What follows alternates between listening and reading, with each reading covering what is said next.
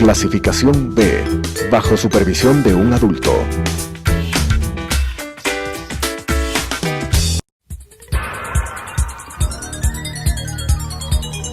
Las opiniones vertidas en este espacio por la producción y dirección del programa son de exclusiva responsabilidad de sus autores y de quienes intervienen en ellos.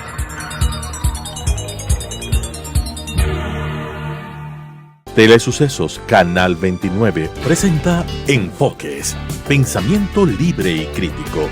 Día a día buscaremos diferentes visiones para la comprensión de la realidad del tercer milenio.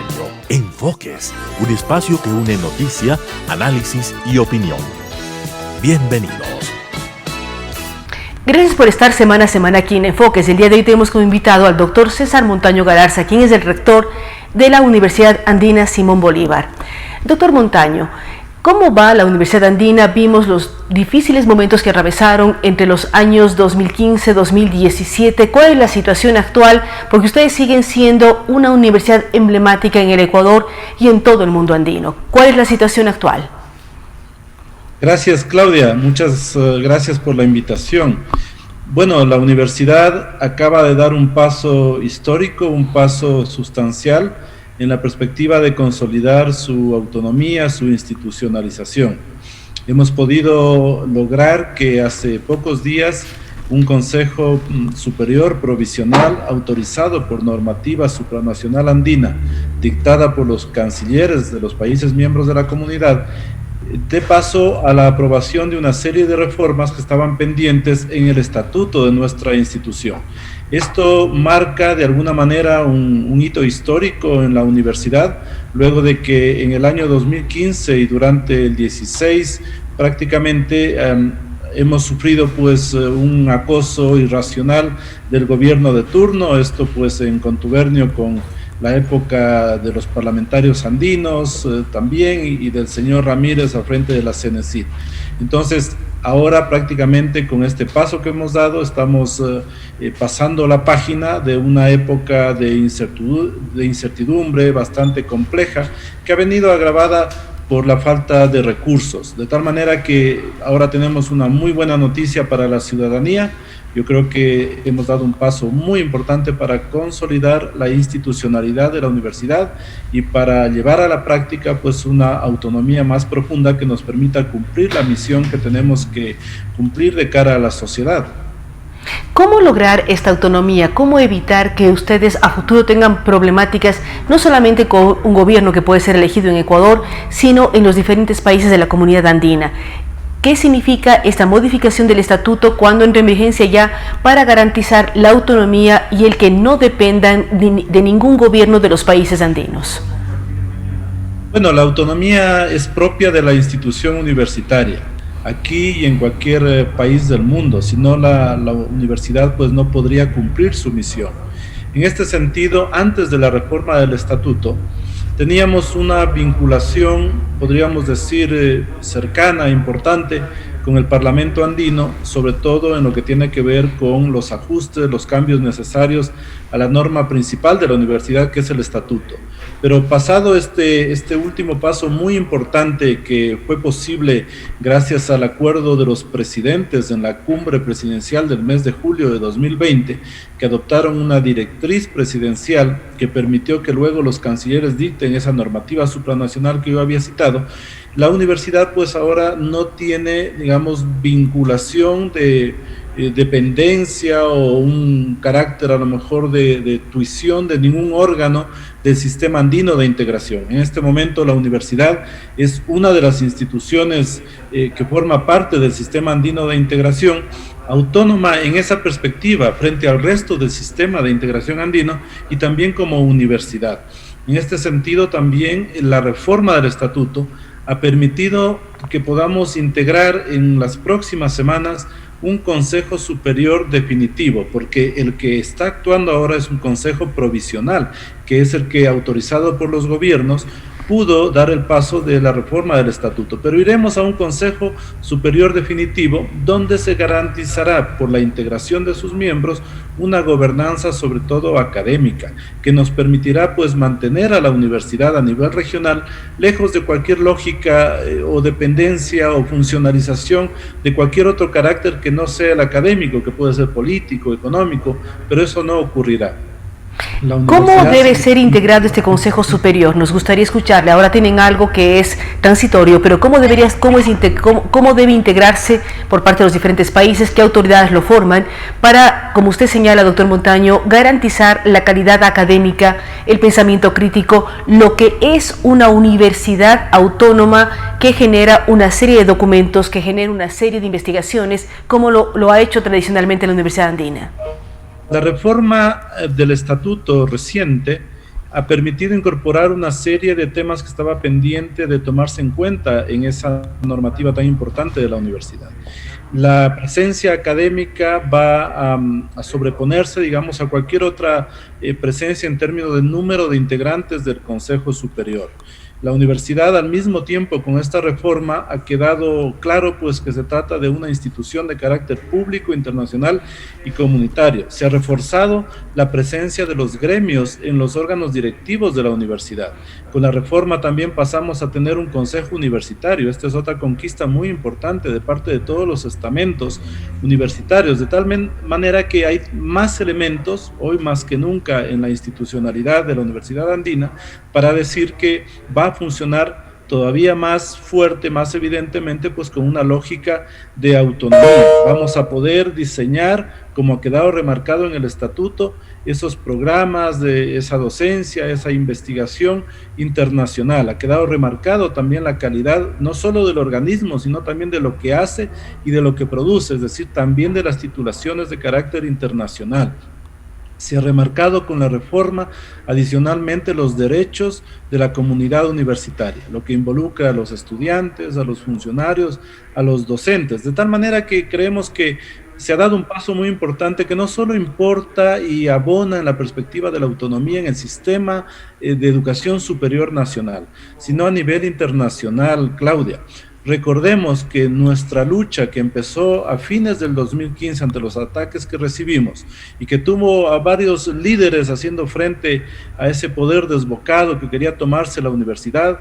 En su momento estuve al frente, luego una época estuvo Jaime Breil, luego pude retornar gracias a una sentencia constitucional, pero siempre estuvimos acompañados de amplísimos sectores de la sociedad, de organizaciones sociales, de periodistas, de gente de los medios, de gente de opinión pública, de más de 1000 académicos en el mundo que se manifestaron abiertamente rechazando la intervención de la Universidad Andina y defendiendo la autonomía. Entonces, creemos que también hemos logrado algo que tiene una dimensión más allá del sistema de educación superior ecuatoriano, tiene una dimensión y una connotación internacional, esta lucha por la autonomía que hemos dado en la Universidad Andina.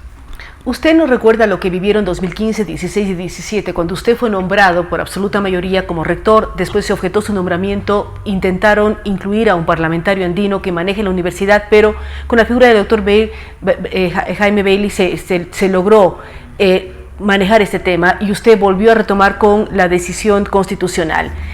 ¿Por cuánto tiempo más usted, doctor Montaño, va a estar como rector? ¿Cómo se está planificando el futuro ya académico de la universidad con esta reforma del estatuto y con todas las posibilidades y las necesidades además que el mundo andino demanda a la universidad? En mayo del año 2018, precisamente yo retomo el rectorado en base a un acuerdo que envió una señal muy positiva al país sobre la necesidad de encontrar en todos los posibles conflictos sociales de las instituciones acuerdos por el país. Un gran acuerdo con Jaime Breil, que también fue elegido por nuestra comunidad. Jaime dio un paso al costado, retomé el rectorado y bueno, empezamos a seguir, a trabajar, a impulsar una serie de proyectos que teníamos que llevar a la práctica. Y justamente lo que hemos logrado ahora, Claudia, coincide con una época de gran fortalecimiento académico de nuestra universidad. Acabamos de convocar a un conjunto de alrededor de 50 programas académicos entre la oferta general, digamos tradicional, que la refrescamos para cada año, más la oferta de Ecuador, que contuvo 12 programas académicos que fueron ajustados de manera especial sobre la base de programas vigentes aprobados por el CES, pero fueron ajustados para atender a profesionales que buscan la mejor formación de posgrado en los ámbitos mayormente afectados por la pandemia, los que están trabajando en el mundo del tejido social y económico, los que están en el ámbito de las emergencias, no solo naturales, sino antrópicas, el frente sanitario, la gente que está en el mundo de la educación, etcétera. Y hoy tenemos un número muy importante de estudiantes, alrededor de 3.000, con alrededor de 50 programas vigentes, de tal manera que coincide, como digo, este hito histórico de institucionalización y fortalecimiento con el momento de la universidad, donde hemos hecho un gran esfuerzo, inclusive con un crédito especial internacional, logramos bajar costos porque somos sensibles al momento que vive el país, lo que está pasando en el marco de la pandemia, la situación de crisis sistémica, nos ha obligado a diseñar una oferta muy importante para la sociedad. ¿Cuál es el futuro? Bueno, yo soy convencido de que la universidad, antes o previa a la pandemia, no va a ser la misma después de la pandemia. Aquel 16 de marzo, cuando inició pues la emergencia en nuestra casa de estudios, pasamos de un esquema de presencialidad a no presencialidad. Hemos fortalecido mucho el ámbito tecnológico de las plataformas, tenemos una unidad de gestión virtual fortalecida también, inclusive hemos incorporado un sistema de gestión de documentos todo electrónico en la universidad para poder estar mejor preparados para nuestros estudiantes. Nos hemos ido fortaleciendo, hemos capacitado a los docentes, a los propios estudiantes, a los funcionarios, y nos aprestamos pues a lanzar ya la nueva oferta académica, siempre tratando de conectar nuestro esfuerzo de docencia, de investigación, de vinculación con las grandes problemáticas que interesan a la sociedad. Fíjese usted, Claudia, que en las pandemias anteriores, según la historia, siempre la educación ha sido un gran motor para sacar adelante a los países. Necesitamos investigación científica, necesitamos generar mayor conocimiento y siempre centrados pues en la importancia del ser humano, de la vida, de la naturaleza, del ambiente. Ahora, en ese sentido estamos haciendo grandes esfuerzos. Vamos a consolidar nuestra oferta de doctorados, de maestrías de investigación, de maestrías profesionales y también de especializaciones para contribuir como es debido, como la sociedad espera, de cara pues a los retos que tenemos conjuntamente como sociedad a nivel del país, del Ecuador y a nivel de la región también. Usted bien habla que el 16 de marzo marcó un hito en el Ecuador, hay un antes y un después. En todos los procesos que ustedes llevan adelante como universidad, ¿cómo han capacitado a los docentes? Porque a veces siempre las universidades, ustedes son las universidades de posgrado fundamentalmente para maestrías, especializaciones, PhDs, doctorados. ¿Cómo lograr unificar y capacitar a la planta docente, que a veces las personas creen que son los más duros de aceptar nuevas tecnologías? ¿Cómo lograr empatar todo y estar preparados para la nueva normalidad que la estamos viviendo, pero en donde va a quedar primando el tema de lo virtual? Ahora mismo tenemos entrevista virtual, usted está en un punto y yo en otro, conectados a través de alguna red. El mundo cambió radicalmente y además nos hemos acelerado en una serie de procesos. Todos hemos tenido que adaptarnos a los nuevos cambios. ¿Qué está haciendo para el área docente? Pongo énfasis en esto porque a veces la sociedad cree que los docentes son los más complicados para ir adaptándose a los cambios tecnológicos. El reto en el marco de la pandemia ciertamente ha sido enorme. Hemos hecho un gran esfuerzo de tal manera que, por una parte, como había indicado, fortalecimos las instancias técnicas de la universidad. Por otro lado, adoptamos la normativa que encuadra a la final una serie de directrices de orden político e institucional para poder afrontar estos retos. y en tercer lugar, preparamos a nuestra comunidad universitaria. Es verdad que, por ejemplo, en el ámbito de los docentes, estamos personas con mayor o menor trayectoria por las edades de cada uno de nosotros, y a veces es más difícil hacernos del conocimiento del manejo de estas nuevas tecnologías a quienes ya tenemos algunos años, a otros que a lo mejor nos llevan alguna recorrido mayor, y se les torna un poco más complejo, pero hemos dado ese apoyo. Tenemos una unidad de gestión virtual que es muy potente, que trabaja de manera muy esforzada y comprometida en el sentido de capacitar a nuestra comunidad universitaria.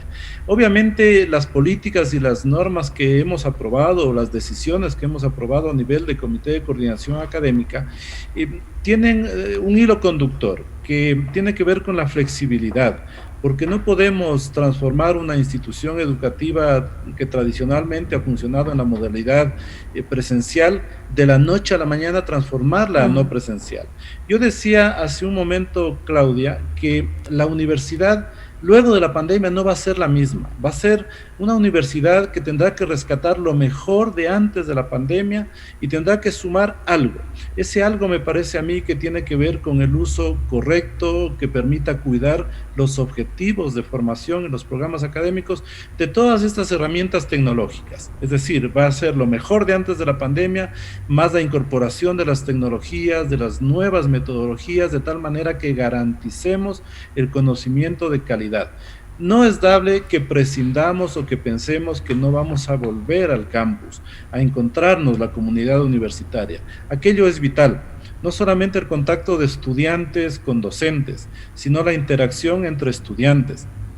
La interacción entre el cuerpo docente también es muy importante, es decir, el hecho de aprovechar al máximo las facilidades que le da, por ejemplo, un campus de manera presencial, no se comparan a estas posibilidades que nos da la tecnología, que si bien nos permite comunicarnos, además sincrónicamente al mismo tiempo o asincrónicamente también, como ahora está de moda en esto del estudio con el uso de las tecnologías, pero esto no cubre pues esa riqueza que implica el encuentro, el compartir en los espacios. Es decir, combinar las ventajas que nos da la tecnología, pero también la riqueza que nos da los encuentros presenciales. No es comparable el conocer a una persona directamente que a través de una pantalla, o sea, hay que ir combinando. Ahora, doctor Montaño, para terminar, uno piensa en varios organismos de la comunidad andina, piensa en el propio Parlamento andino, piensa en la Corte de Justicia, piensa en una serie de elementos. ¿Qué rango tiene la Universidad Andina con los nuevos estatutos autonómicos? Ustedes ya se convierten en un organismo, son un organismo supranacional, pero si uno compara con los otros entes que son parte de la comunidad andina, ¿cómo analizar la presencia de la universidad? La universidad nace en el marco de la integración andina precisamente, ¿no? Es parte de lo que se llama y que está desarrollado pues en el Acuerdo de Cartagena como Sistema Andino de Integración. Ese sistema engloba una serie de órganos y de instituciones. La universidad es una de las instituciones. Es tan organismo público, internacional y comunitario como el Tribunal Andino de Justicia, como la Secretaría General de la CAN, como el propio Parlamento Andino, como la Corporación Andina de Fomento. En la actualidad, con la reforma del estatuto, la universidad pues tiene autonomía plena y en ese sentido pues tendrá que tender puentes que siempre los ha tenido, de hecho, pero tendrán que ser reforzados con todos los demás órganos e instituciones del sistema. Vamos a redoblar esfuerzos de tal manera que podamos trabajar, por ejemplo, acompañando iniciativas que puedan generarse en la Secretaría General del Sistema Andino de Integración, que es como el organismo que coordina a todos los demás órganos e instituciones del sistema. Esto tiene que ver sobre todo con aportar para profundizar en la integración andina, porque no olvidemos que la universidad nace justamente en el sistema de integración, es decir, una de nuestras misiones obviamente es la que tiene que ver con la personería jurídica internacional al ser parte del sistema de integración, pero otra de las grandes misiones tiene que ver con la misión universitaria, esta de trabajar a efectos de que podamos aportar a la sociedad. con los programas académicos que son internacionales en su gran mayoría, con estas líneas de investigación que permiten llegar a conocimientos que sirven también a la sociedad para que resuelva sus grandes problemas que tiene, y también creando espacios para la discusión, el debate al más alto nivel, de tal manera que podamos juntos, la sociedad en general, con todos los sectores, con todos los pueblos, llegar a los grandes consensos que necesita cada país y la región. Entonces, en ese sentido, pues yo espero que con la nueva condición de la universidad podamos trabajar hoy más que nunca hombro a hombro con los demás órganos e instituciones por la integración, y asimismo también a nivel nacional con el resto del sistema universitario, con todos los sectores de la sociedad, los estados, los gobiernos que se susciten. Eso no, digamos, no interesa, porque se entiende que trabajamos para la sociedad, y adicionalmente también pues con el sector privado. De hecho, ahora mismo nuestra universidad tiene 9 áreas académicas con alrededor de 50 programas de posgrado que tocan variadísimos elementos, sectores y espacios que interesan a la sociedad. Así es, muchísimas gracias al doctor César Montaño. Él nos trae muy buenas noticias para la Universidad Andina y para el Ecuador en general. El hecho de que hay un cambio en el estatuto, hay un cambio en una serie de elementos para que garanticen la autonomía plena y completa de la Universidad Andina Simón Bolívar. Su rector, doctor Montaño, ha conversado con nosotros sobre qué significa esto, las fortalezas que tiene la universidad. Ha sido un ejemplo para varios sectores, no solamente en el país, sino a nivel internacional, porque forma de una manera absolutamente positiva a diferentes sectores, sector privado, sector público. Por eso es muy buena la información que nos ha dado sobre tener un cambio en el estatuto autonómico y garantizar la autonomía, la autogestión, y lógicamente este espacio continuará siendo de debate, de diálogo, de generar nuevos documentos, de analizar lo que está viviendo la sociedad ecuatoriana y el mundo en general. Nuevamente gracias al doctor Montaño y a ustedes que nos han acompañado esta semana en Enfoques. Nos vemos en una semana. Las opiniones vertidas en este espacio por la producción y dirección del programa son de exclusiva responsabilidad de sus autores y de quienes intervienen en ellos.